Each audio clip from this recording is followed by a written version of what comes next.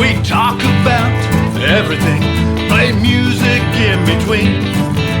Tune in and enjoy Chad's underground scene.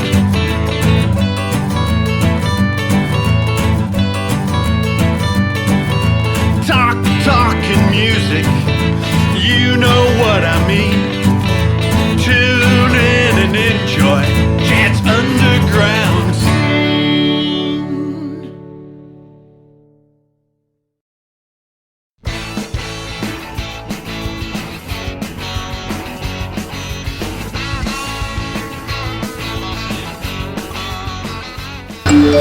Welcome to Chad's Underground Scene. We are deep in the underground with Billy Caldwell. How you doing, buddy? I'm doing good, man. We're here in my CIA location in deep bunker in outer Mongolia. Thanks for joining us here, Chad. And we have a little history, and then we have history before the history. So before we get to our history, let's talk about the history before. Okay, so the before music, history. what were you into, and what did you start with? I did some skateboarding. I was really into Evel Knievel. I loved Evel Knievel. Yeah, Evel Knievel was hot, yes. You know, I grew up in Las Vegas. He jumped the waters and crashed horribly, and I was there. I witnessed it with my eyes. I seen it. It traumatized me as a child. I was like, oh my God, that guy tried that on a Harley. That is so insane. On a Harley that you can hardly jump. So, I can't go around an oval track on a Harley. I'll crash. Right, totally. Anyway, different times. So I grew up in the desert, and we were bored as kids because growing up in Las Vegas at that time in the 80s, it was a completely casino-oriented 21 and over town. So kids just got into trouble, went into the desert, rode dirt bikes and skateboarded. So that's what I got into, was skateboarding, and the punk rock scene. That's where I first got into punk, because the skaters. And that was a big connection with skating and punk music, right? Exactly. Because I was a skater. I did skating with my buddy Corky, and then we actually were doing Coca-Cola team and did every pool around, any empty pool at a hotel. Right. We were there. We were all there with our friends. 100%. And building ramps everywhere. Yeah, exactly. And you just, And that was in California. You were in Nevada. I was in Nevada, but we came out here all the time because I was a sponsored skater. So we'd come out here for contests all the time. We'd go to Arizona, Utah. And that was pretty much, I thought, where I was going. I thought, at that time it was small still. I mean, it wasn't like you got paid. It was just like, oh, you might get, to the amateur team finally, a vision or something. And get an endorsement. Get exactly. Free stuff. I got as far as like flow team stuff, which was great for, a 16-year-old to be all like, oh, wow, you just gave me like 3 boards. I'll sell 2. Yeah, exactly. And that's what we all did, right? Yeah, exactly. As many wheels as you could get, and you're selling them. Exactly. And so anyway, I hurt myself at a contest, long story short, and that was the end of that. And then I went to college up in Reno and got into snowboarding pretty heavily, and it was an easy transition from skateboarding. Oh, yeah. And so I got sponsored doing that, and I thought that was now going to be my new thing, because I was like, oh, this is, it's snow, how am I going to hurt myself? And I definitely hurt myself. So back then, it wasn't just this X Games like freestyle course. It was half pipe, which I was good at. That was like my forte. But then there was the other side of it, which was the racing. So when the racing started to happen, I did not do well with that. So the racing, that wasn't so fun. That was different. Yeah, and I hurt myself. I had a whole wild world of sports ending to a race, and I popped my knee out. My hip out, and that was it. And the doctors were like, "Dude, you're going to end up really messed up if you don't stop." So so my snowboarding came later. Yeah. So I did the skateboarding, and then I was playing in a couple punk bands, and then I was in Eastern for years, and then I was hanging out, and I was in between tours, and my buddy goes, "Hey, I'm still sponsored by Sims, and they're doing this thing snowboarding now." Right. And he goes, "I can get you a free snowboard." Oh man! Because I'm sure they'll give one to you because you were sponsored. Right. They'll get you one of those snowboards, and check it out. So he gives me the snowboard, and he goes, and I had some buddies up at Mountain High here in California, little resort, and I had some buddies that worked up there in the pro shop, and they said, they said, hey, we can get you a lift ticket, come on up, and you can freaking learn that thing. We can show you how to do it, right? Perfect. And so I spent like 5 days up there. Yeah. Staying in the, we stayed in the lodge up there where all the people that worked at the ski resort stayed. Right.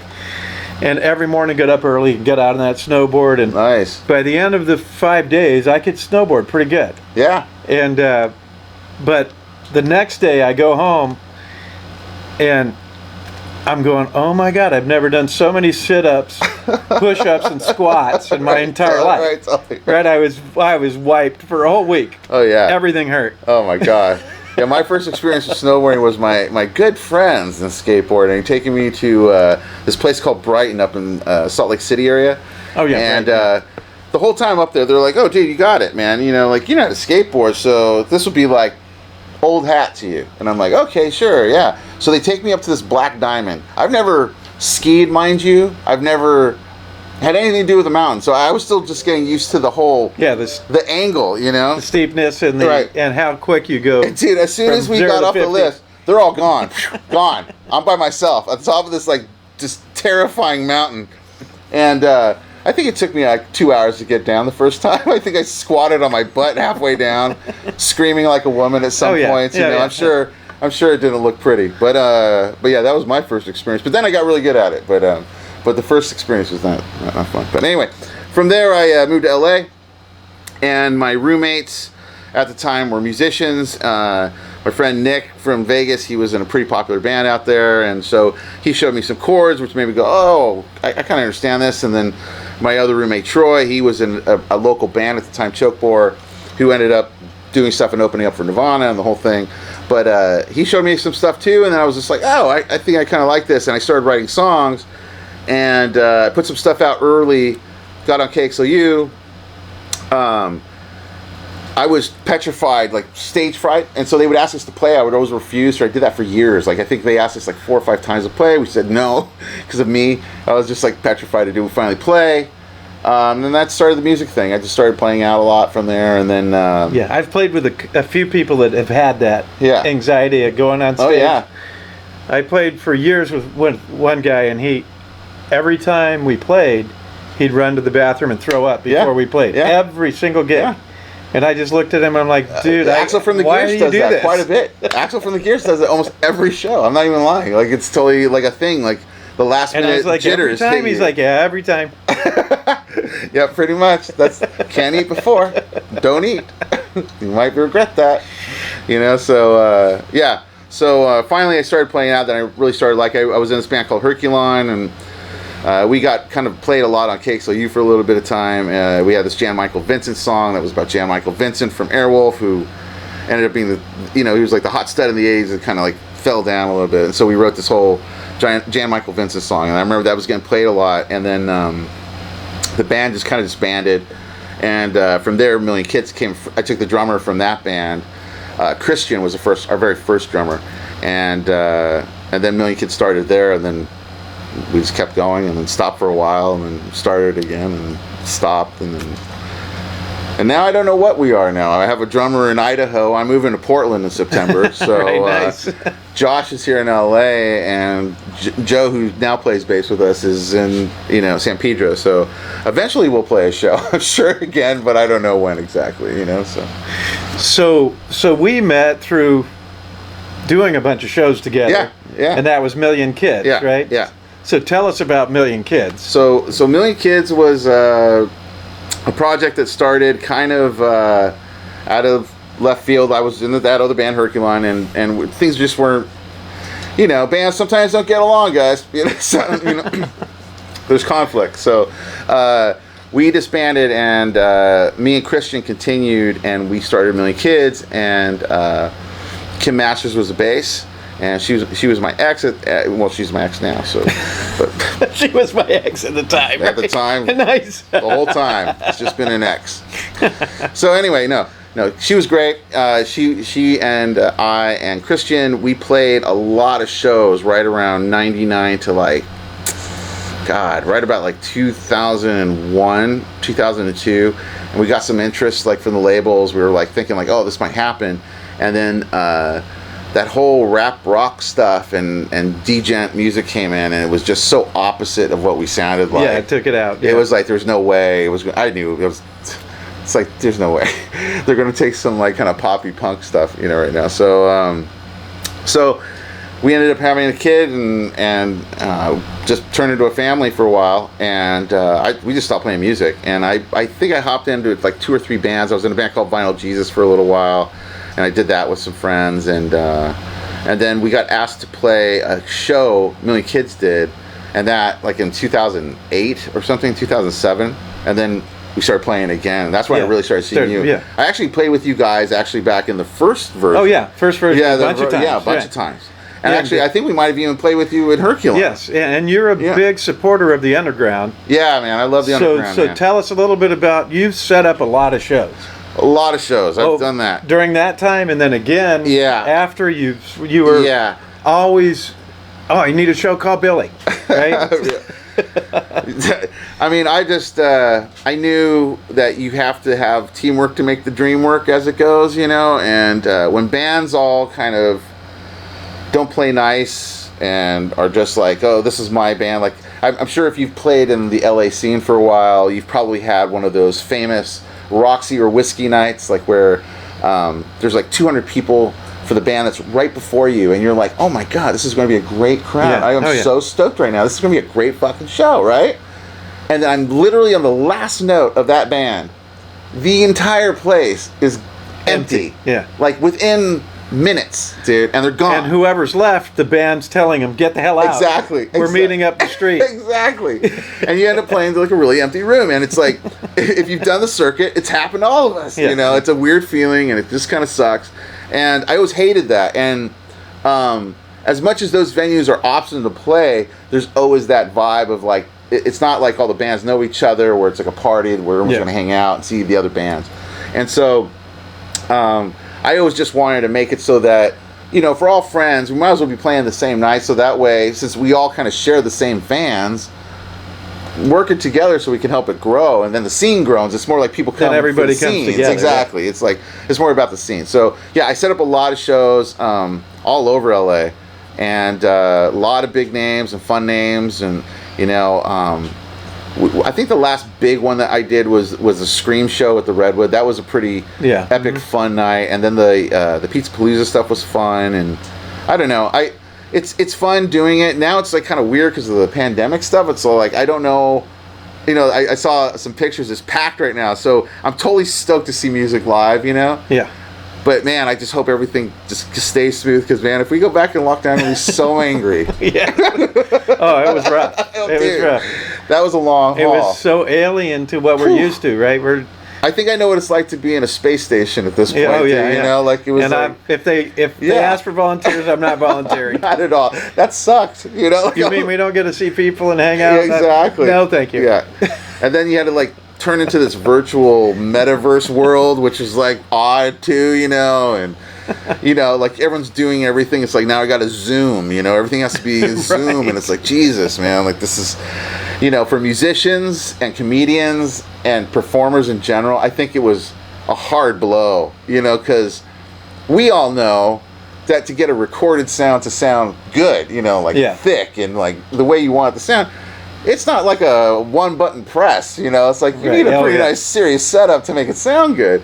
And no one really has that at their house. So it's like, it's very difficult, because you're trying the best you can. It sounds good maybe in the room, but you're like, the little stupid mic on these things or whatever, right, yeah. And it drives you nuts. So even though it's good, I'm glad to see live music, because hearing a live band is by far the best feeling, to feel the best feeling on earth. Oh man, it's awesome. And being with all the people hanging out and enjoying it together, right? Exactly, because that's more what it's about, it's a group sport. It's a group sport, exactly. Some people don't look at it that way, but yes, it is. And like you said, it's a team sport. Like you were saying, it's everyone together and doing it together. You have to, man. Yeah, because I think if you don't do it that way, it's a hard, especially in LA. You're going to have a hard time. You're going to have a real hard time. So I say we break into one of your Million Kids songs. Okay, let me find my pick. Hold on a second. I dropped my pick. Where did my pick go? Where did I go? Here, I go in my handy dandy wallet. See, this is also a thing. If you're a guitar player like me, for some reason, picks and me are like oil and water. You put a pick in my hand, it'll disappear from my hand. Oh, yeah. It's almost like a magic. And they never come back again unless they end up in there. The full gremlin. Oh, if they end up inside, you have to hear it forever. You might be forever. It's in there. You might not be able to ever get it out. So anyway, this is an old one called "Boom Goes Your Bomb." I'm playing it a little bit more soft than I normally do, but let's try it.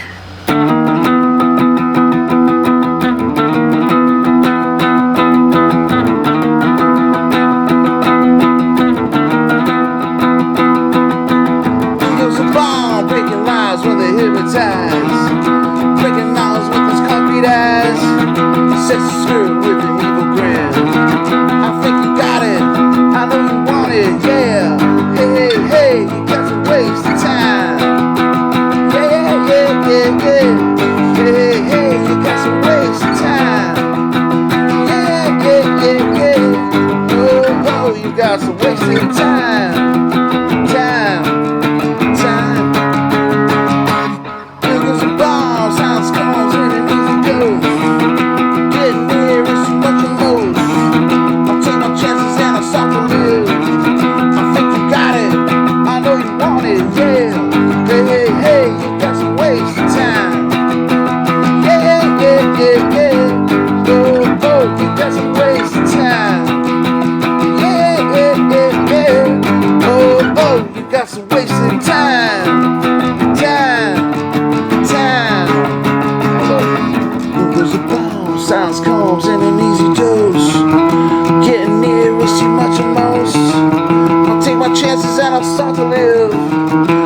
You got it, I know you want it, yeah. Hey, hey, you got to waste the time.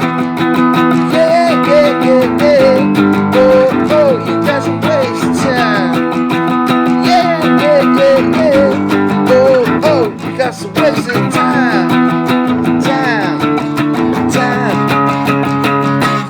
It's a bomb. Yes. Thank you. I remember that song. That was awesome. That was fun. Yeah. And lots of gigs. Whew, I mean, I don't think you could probably count how many gigs you played with that band. Oh, man. With you, too, and man. I can't count how many gigs we played together. Chad's one of the only few people that I know has definitely played more gigs than me. But I play a lot of gigs, man. A lot of places. Good places, really bad places. Oh, yeah. Yeah, we do it all. And then sometimes the bad places are our favorite. So. Actually, they are, actually. And actually, one of the worst experiences I had was actually my funnest, which was, I can't remember the name of this bar. It was out in Pomona. And it was a castle. It looked like a castle. Maybe you guys remember what the name of that thing is. Anyway, I went on a bad night. I don't know what night we got booked on, but it was not our kind of sound at all. It was real heavy. First guy was batting his head with the mic, bleeding. I was like, this is some G.G. Allen shit tonight, and I don't think we match it. And so it had a gate, no joke, a real fence gate in front of the stage. And right off the bat in my head, I just instantly thought Blues Brothers. You know, I was like, that's a bad sign. Like, why is there a chain link fence in front of the damn stage? Oh, right, like, yeah. And they're like, oh, it gets a little rowdy in here. And that's what the bartender said. Oh, right, yeah. I'm like, holy shit, dude, this is not going to be good. So we start playing. I don't think we got maybe, 16 bars into the first song. And I hear someone just like, turn that fucking shit off. And I giggle. I remember giggling during the song because I could hear it over the music. You know, like I was like, that was a very aggressive heckle, like very aggressive. And I look up and it's the bartender. The bartender heckled us. And she was one of 4 people in the room.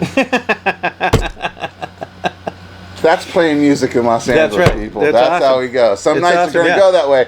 But I remember that so distinctly and laughing, I think, for years about it. Oh, yeah, no, it's worth it. Like, it's worth it just for that experience. You have the best story ever, dude, right? I almost got attacked by the bartender that booked us at the show. I'm like, that's awesome. So speaking of that whole situation, right, Yeah. the Blues Brothers. Yeah. So I'm on tour with Easter, Yeah. and we play this bar in Texas. Yeah. And it was the same type of thing. There was chicken wire in front of the stage, right? Totally right. And we're going, this is fucking crazy. What the hell is it? And it was almost the same type of situation, right?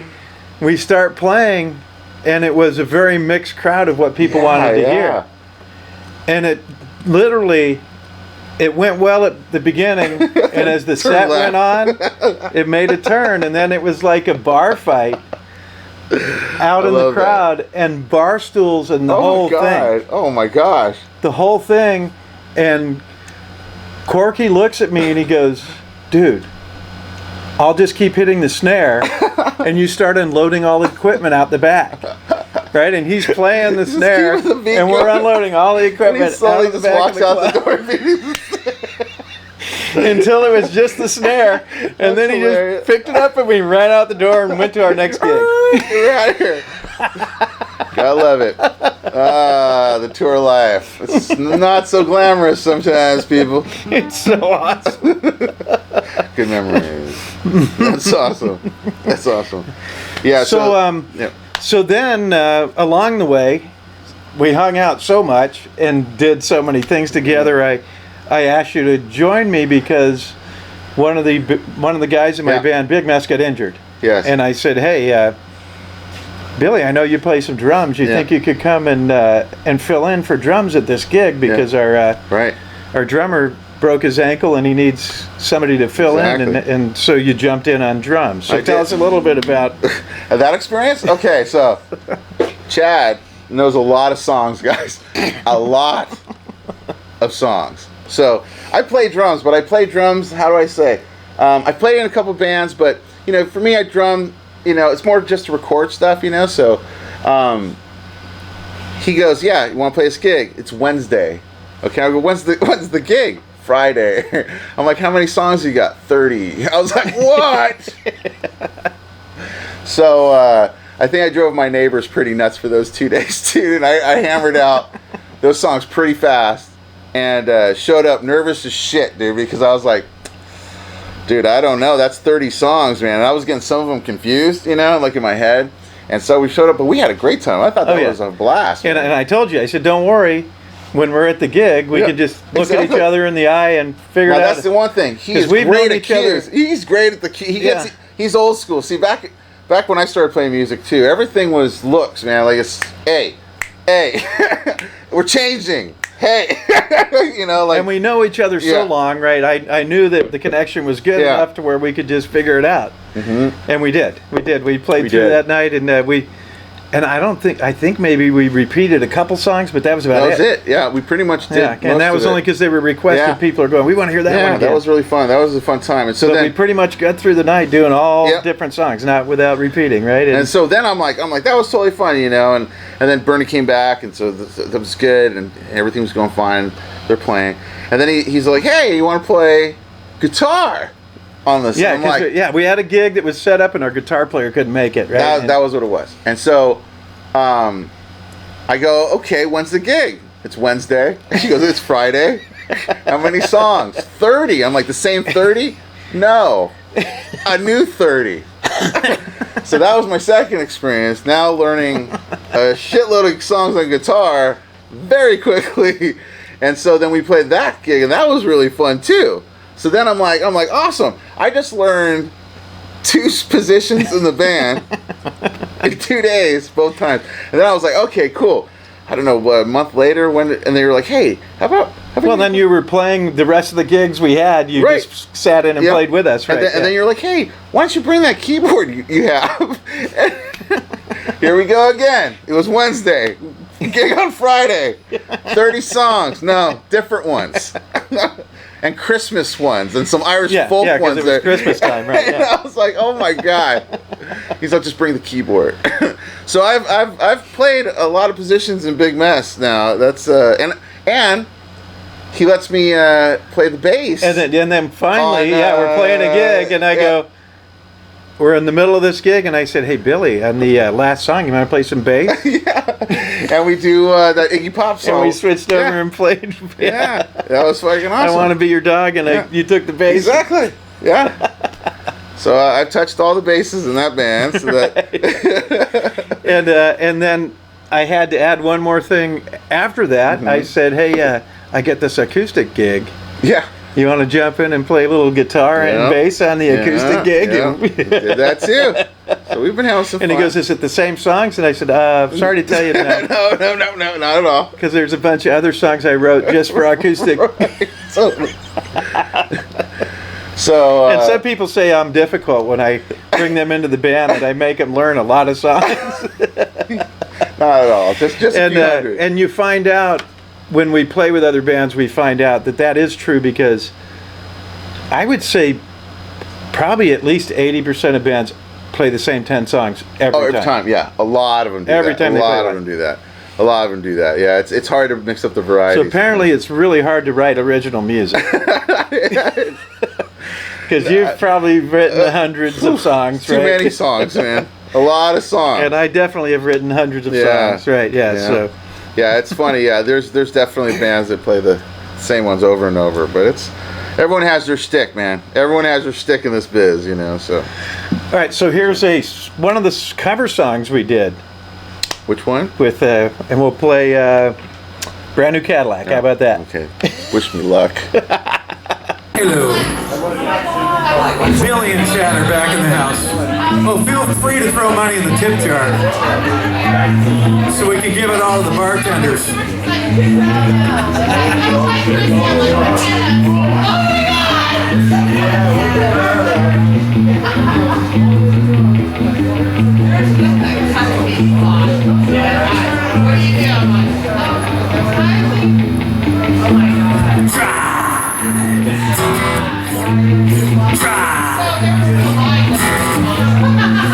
Baby drove up in a brand new Cadillac. Baby drove up in a brand new Cadillac. I'll see you, Daddy. I ain't never coming back. My baby, can't you hear my plea? Said, come on, sugar, won't you come on back to me? Said, boss to you, Big Daddy. My baby drove up in a brand new Cadillac. I said, Jesus Christ, where did you get the Cadillac? Said, boss to you, Daddy, I ain't never coming back.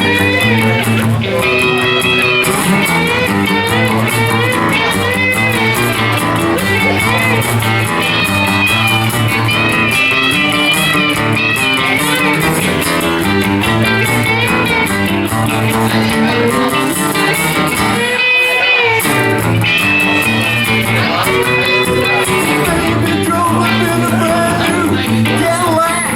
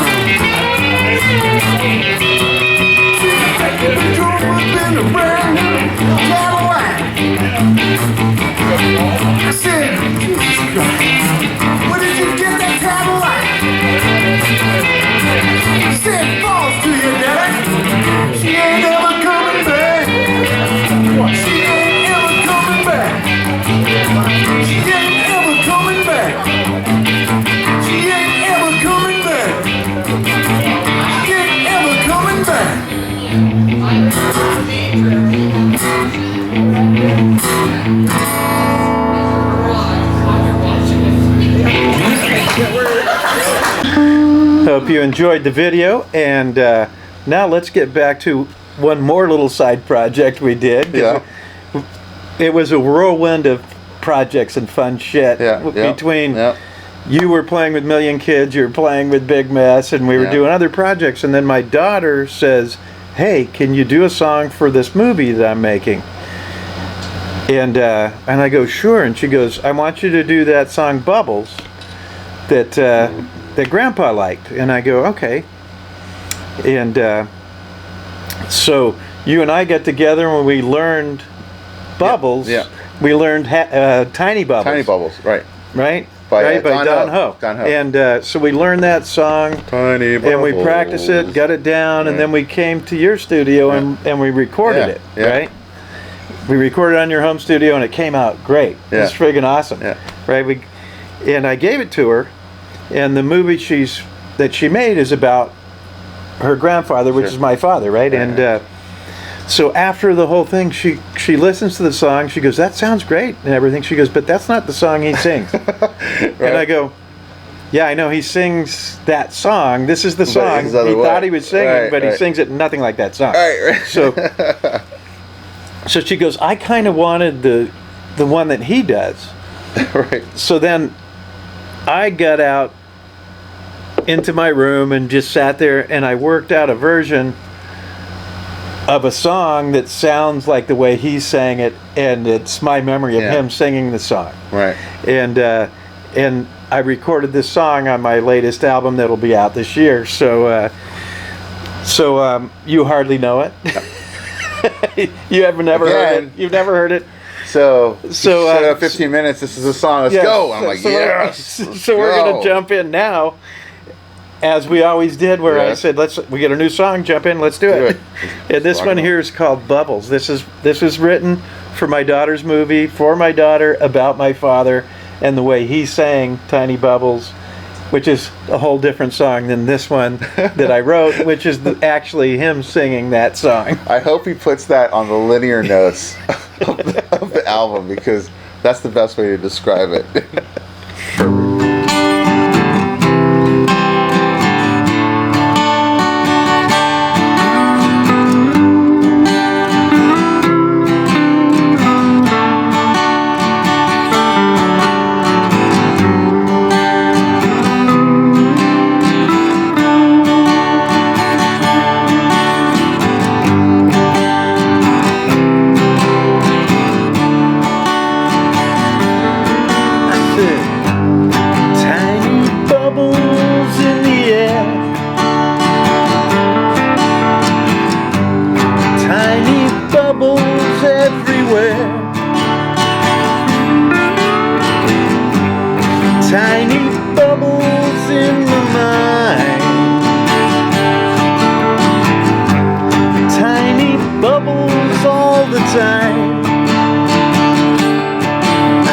Bubbles, bubbles, bubbles, bubbles, bubbles, bubbles in my head.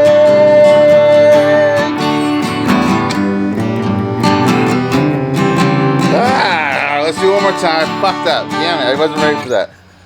Damn it. I was like, is he going to do the lead right there? Is that the lead part? Yep, sure was. Sorry, my bad. Give him a nod or something. Fucked up on that. No, I read it, I felt it, and then I was all like, yep.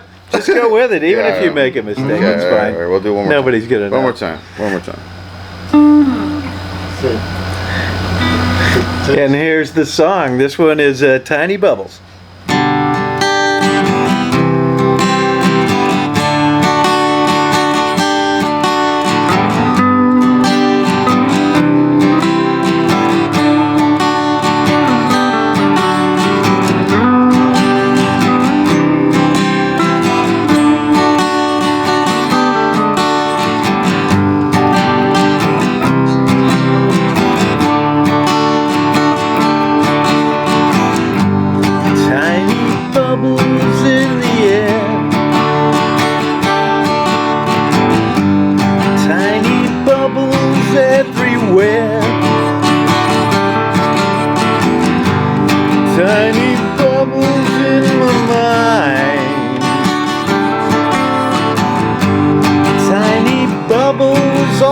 time.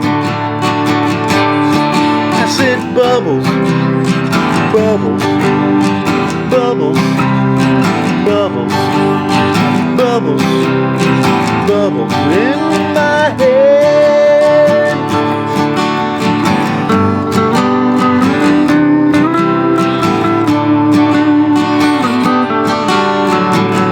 Nice.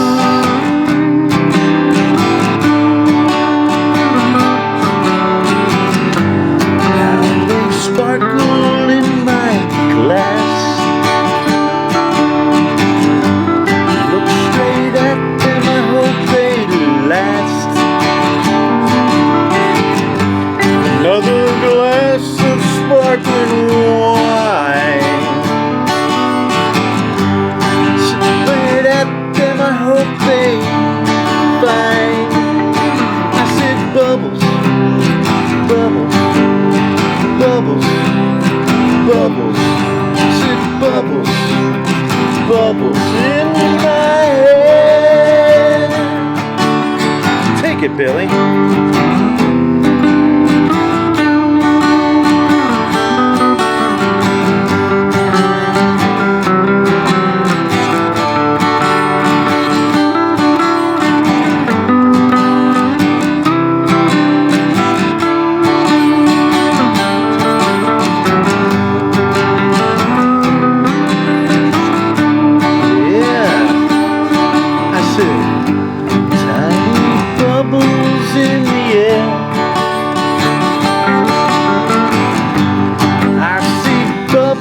Everywhere,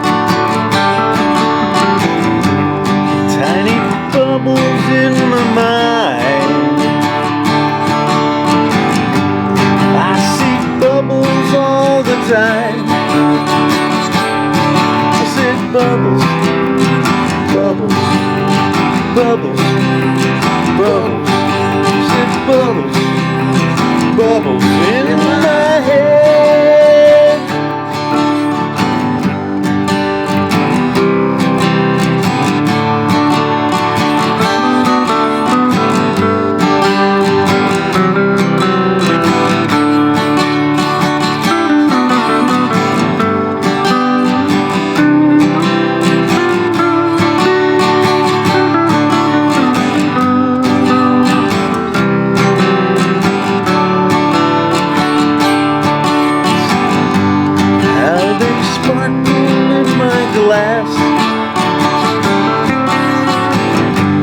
Look straight at them, I hope they last.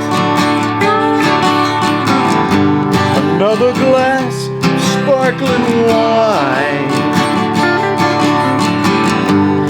Sit and watch, then you'll be fine. I said bubbles, bubbles, bubbles, bubbles. I said bubbles, bubbles in my head. I said bubbles, bubbles, bubbles, bubbles, bubbles, bubbles in my head.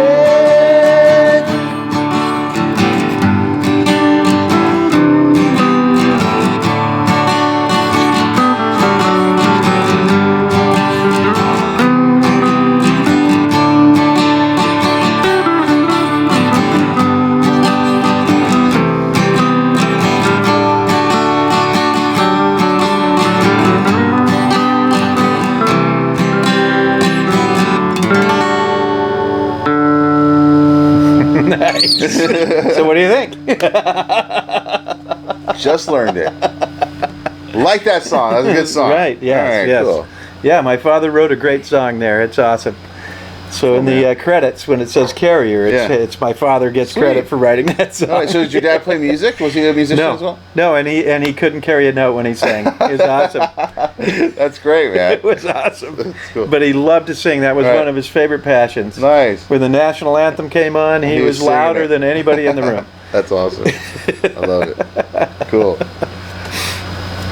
So, I know you have some new songs that you've been releasing in the last year, so I've seen Yeah, a they're a couple little videos. bit more electronic kind of space stuff. It's more solo stuff Yeah, so tell us about it and tell us about the inspiration. You had some inspiration to go that way. So. Yeah, well, I used to play around a lot actually with electronic music around like 2000, but I never did anything on a band wise, you know. But I just kind of put it on the back burner, and then since A Million Kids is kind of like it's more just a random thing that will happen every now and then. I started. I wanted to release an album, so I actually had recorded an entire album. It was like 12 songs ready to go, and my computer crashed, and I lost the entire album. And so I got kind of bummed out, man. I was really bummed out about the whole thing. So I just didn't play music probably for about a year, and then I got inspired to do a song called "Circuits in My Brain," and that one got played quite a bit. That was doing really good. And I'm actually going to release that as an NFT. That's going to be my first music NFT. Oh, sweet. Yeah, so people went down my rabbit hole, and they were like, oh, hey, you're a musician. They found the song, and they're like, hey, why don't you release that song? I was like, okay, let me try it. So anyway, it's a little bit more electronic based. It kind of I kind of went for that old kind of early 90s kind of trip hoppy kind of sound to it a little bit. And I think I'm going to do more stuff like that, because it kind of... I play everything, so I play drums, I play keyboards, as Chad knows. So I just wanted to kind of do something that I could kind of put together, and then if I ever do it live, I think I just want to get a bunch of people to do it, get like a fun band that's just make it more of a party, to have just like a good time going out and playing. Everyone kind of has a part and kind of does some stuff.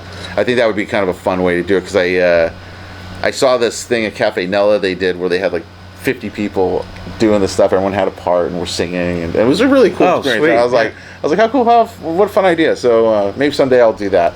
And I'll be up in Portland now. So Chad, I know you go on tour. So yeah. So when I'm up there, I have 2 guest rooms. We'll be getting together. Yeah. You're welcome to stay. And then you'll be playing, I'm sure. There you go. You got to back up right there, man. Right?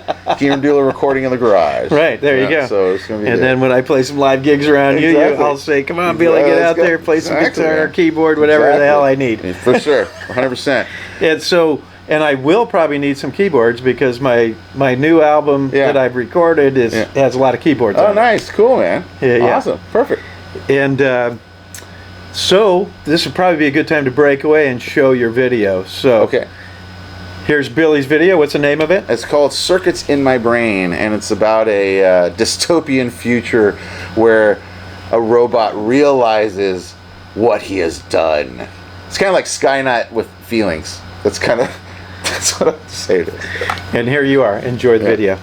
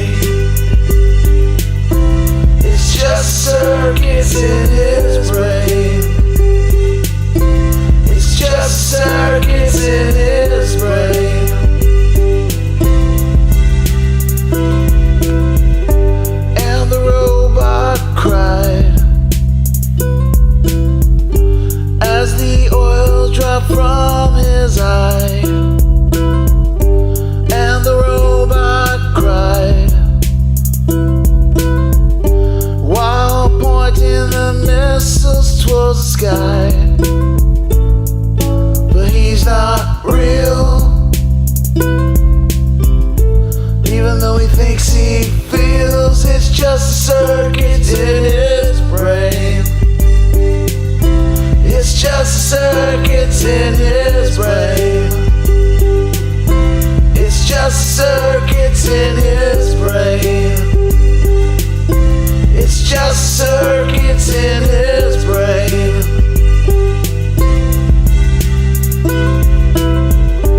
And the robots smile. Animals came down from the wild. And the robots smile as the sky turned blue for a while. But he's not real, even though he thinks he feels. It's just circuits in his brain. It's just circuits in his brain. It's just circuits in his brain. It's just circuits in his brain. 0101. Well, I hope you enjoyed the video. I thought it was pretty cool when I saw it on the internet the first time. Yeah, I was cool. like, this is bitchin'. Nice, man. Cool. Glad you liked it. Yeah. Cool. Well, I love diversity. I love it Yeah. when people do something totally different. Yeah. Especially in the same band, because it was Yeah. I try to change it Million up. Kids, right? But it was so different. Yeah. Well, I don't know what I'm going to call it. I'm just releasing under BC right now, so we'll see what happens. We'll see. Right. So I got real busy during the pandemic writing songs, and I actually was able to record a bunch of stuff. Nice. And I know you did some stuff during that. Yeah, a little bit. You did a little bit. I haven't. I got really into I've been doing NFTs. The new NFT craze. I've kind of hopped in, so I've been. And then you were doing a lot of 3D printing and a lot of 3D printing. Yeah. And I'm just some printing graphic, in general. I do a lot of graphic art. Yeah, stuff, I do. Right? During the pandemic, I was doing a lot of print-on-demand stuff, like shirts and that kind of stuff. And then the pandemic messed all the supply chains up. So I brought it in-house. So now I can make shirts and I make mugs and all that stuff here. So I kind of have like a little lab in here of stuff that I do. So it's a so at the end of the show, I'll probably put my order in for the mugs and whatever else I need. Perfect. I'll make you a mug before you leave, man, so you can walk away with a Chad There you mug. go. There you go. Okay, so during that time, I recorded a couple albums. Yeah. That'll be out this year. Yeah. And so let's do it again. This is another one you absolutely don't know. All right. So Am I going to do the drums on this one? and I kind of wrote it about the pandemic. I'm And doing the drums? throw some drums down. And this one's called Silence, and I kind of wrote it about the pandemic. It's the lyrics are a little bit intense because we had a really weird time during this pandemic. Yes. So just go ahead and Yeah, I hope you like this new angle where we get more of Billy. This one here is called Silence.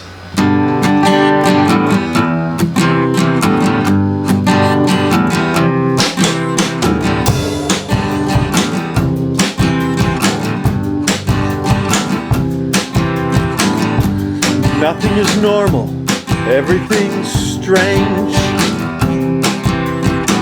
You can feel the fear, it's been rearranged. No one is out there, we're all locked away. Nothing to offer, nothing to say. I'm having a breakdown, I'm going insane. I can't stand the silence, I can't take the pain.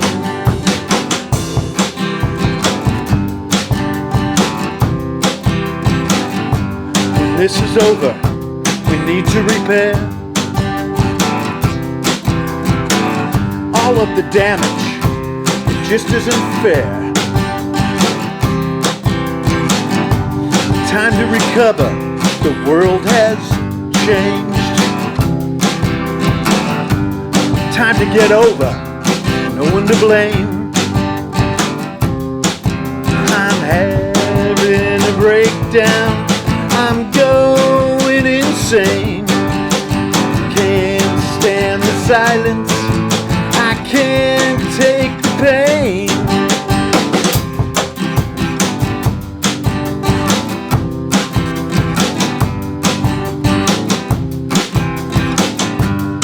Nice, Willie.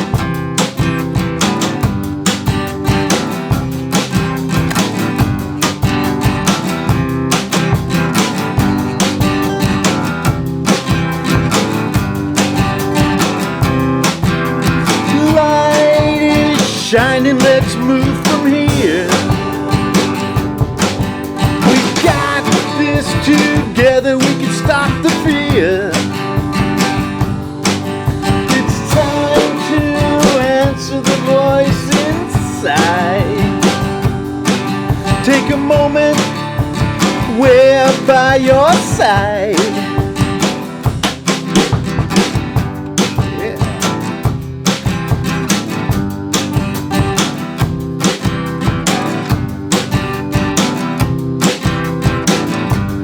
Nothing but silence you feel in the air. Everyone is acting like they don't care. Reach out and help us, come in and stay. Everyone together, we can start a new day. I'm having a breakdown, I'm going insane. I can't stand the silence, I can't take the pain. I'm having a breakdown, I'm going insane. I can't stand the silence, I can't take the pain.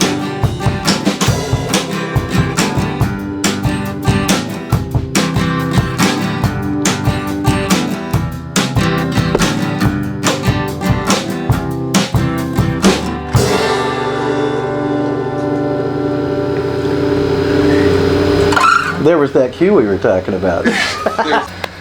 So here we are. You have a big change in your life. You're going to be moving. Portland, kind of northwest. I've always kind of liked it up there. First, we were, we work remotely, and California's just rent's too damn high, and we were having a hard time finding a house out here. To be quite honest, it's a hard place to. The market is so empty right now. The inventory is so low. When you're looking for a house, it's like gone in seconds. It's frustrating. It's frustrating. And so up there we started looking around, and the kind of house you can get up there is way nicer for the price. So, and it's a cheaper town, and it's beautiful. Beautiful it's area. Beautiful up there. Yeah, it's really nice. We just went up there to visit and take a look at the house, and it was just, it's like 5 miles. 5 minutes. It's a hike that's like unbelievable. Redwood forest hikes everywhere. So I'm loving it, and I kind of like the cooler weather anyway. It might be a little gloomy. I know it rains. I know all that, but I've been through a pandemic, guys. And you'll be able to carry on with the music because they have a pretty vibrant music scene there as well. So what was really funny was that as soon as I posted, "Hey, I'm moving to Portland," I think the thing that happened was immediately was a plethora of DMs going like, "Hey, so we're going to be touring in October." So I might be a destination stop. Who knows for my friends that tour up there. So anyway, and there's plenty of places to play. Lots of places to play up there. I was in Nashville a couple months ago and playing in Nashville, and I met a guy there. I did the show with him. Yeah. And him and his buddy were from Portland. Oh, yeah. And they play a lot of shows there. Yeah, there's a lot of shows, a lot of street musicians up there. And then you got Seattle. So when you get up there, I'll give you his number. You can hook up. Yeah, for sure, man. Yeah, because Seattle's also 3 hours away. So, it's a pretty good, vibrant scene up there. And I think he lives about 35, 40 minutes from Portland. So he's playing there all the time. Yeah. There's lots of stuff. There's a lot of street musicians that are really good. There was this guy that was doing this Jimi Hendrix experience thing that was just awesome. And I usually don't say that because it's most Jimi Hendrix experiences are not very good experiences. They're not Jimi Hendrix. This guy actually was pretty good. They're Jerry Harris. They're not Jimi Hendrix. Yeah, it's it's like the other Stallone. Yeah, it's and God bless y'all. It's always nice to play those songs, but some guys.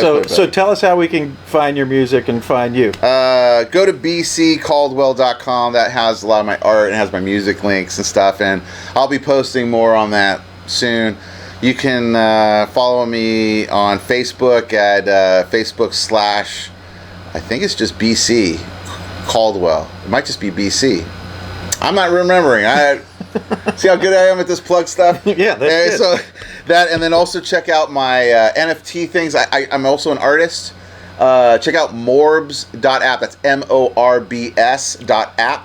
And you can check out my NFTs and my 3D animated series I'm making about mutant organic robots that buy shit. That's what it stands for. And so it's a little comedy kind of thing. So. And that's yet another connection, in case you didn't know, with Big Mess. Yeah. Before he played with Big Mess, he did an album cover. I did. Yeah. And it's Bernie's favorite album cover. Oh, that's awesome. I love that. I didn't know that. Yeah, I like doing the arts. That one was Demons. Yeah. I remember that one. That was a good one. That was the one with the woods, the car in the woods. Yeah, and the car in the front. Yeah. Awesome. That was a good. I like that one. That was a good album. Yeah. So we'd like to thank you all for coming out to Chad's Underground Thank you, Chad, Scene for having me. with my special guest, Billy Caldwell. Yeah. From Million Kids, and soon to be in Portland. So soon to be in Portland. So Northwest, watch out. And remember, it all starts in the underground. That's right.